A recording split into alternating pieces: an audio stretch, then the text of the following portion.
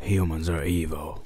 We're all rotten people who do rotten things and don't care about anyone else.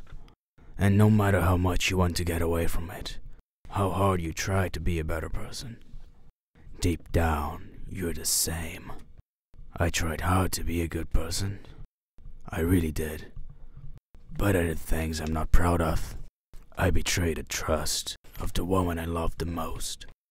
And I can only hope she will never find out.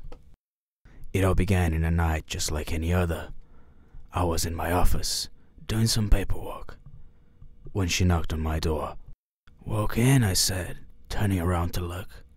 And there she was, standing by the doorway, just barely inside, her perfect features outlined by the dim light that bathed her. "What can I do for you?" "A simple job," she said.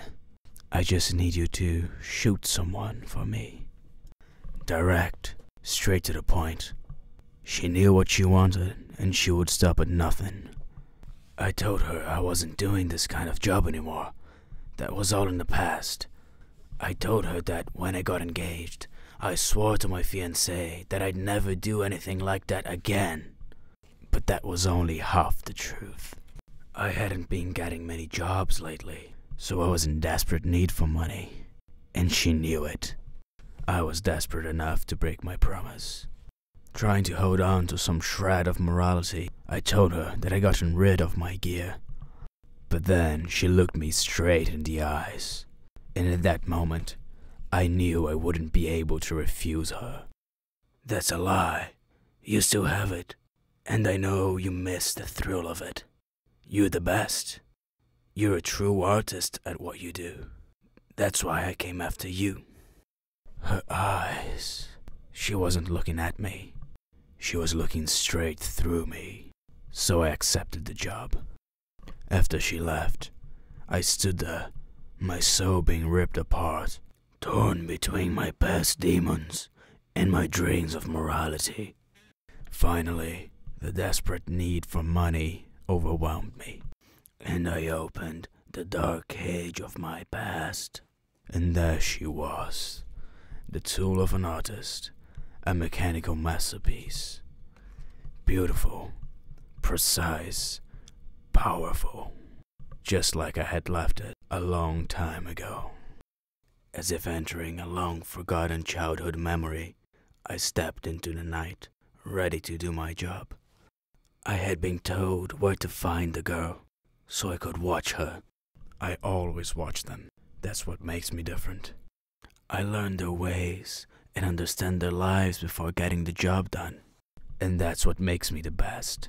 A true artist compared to anyone else. And I had forgotten how exciting it was. What I liked the most about this one were the evenings. She always walked by the square and sat alone at the benches, enjoying the peace and quiet of the night. During the day, she was always so busy, surrounded by so many people. These nighttime sittings were her personal haven. Short moments when she could be all by herself, without anyone else to bother her. No sound, but the melody of the night and the harmony of her own thoughts. At those times, she was more beautiful than ever. Finally, after a few days, I was ready to do it. I followed her to the square as usual, but this time I approached her. We talked for a bit. She was a sweet girl, and I knew her better than anyone else. We walked back to the apartment, just like I had done with so many others, so many times before. But then, she did something I wasn't ready for. She kissed me.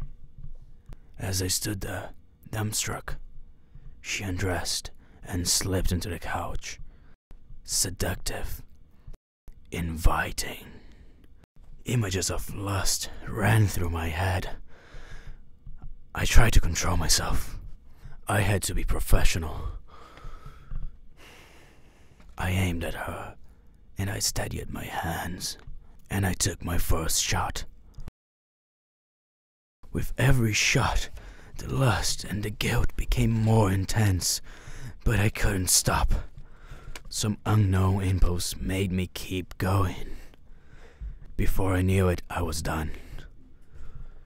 She was there on the couch, still lying seductively, glowing under the dim light, her red lips eager for mine to join them, her inviting eyes attempting to draw me in, her soft skin yearning for my touch. It was too much for me. Without saying a word, I left. Later I handed in the proof and product of my shameful act, and got my much-needed money. My fiancée never found out. The ghost of that night still haunts me. But I'd rather live with the guilt. My fiancée would kill me if she found out I photographed a model again.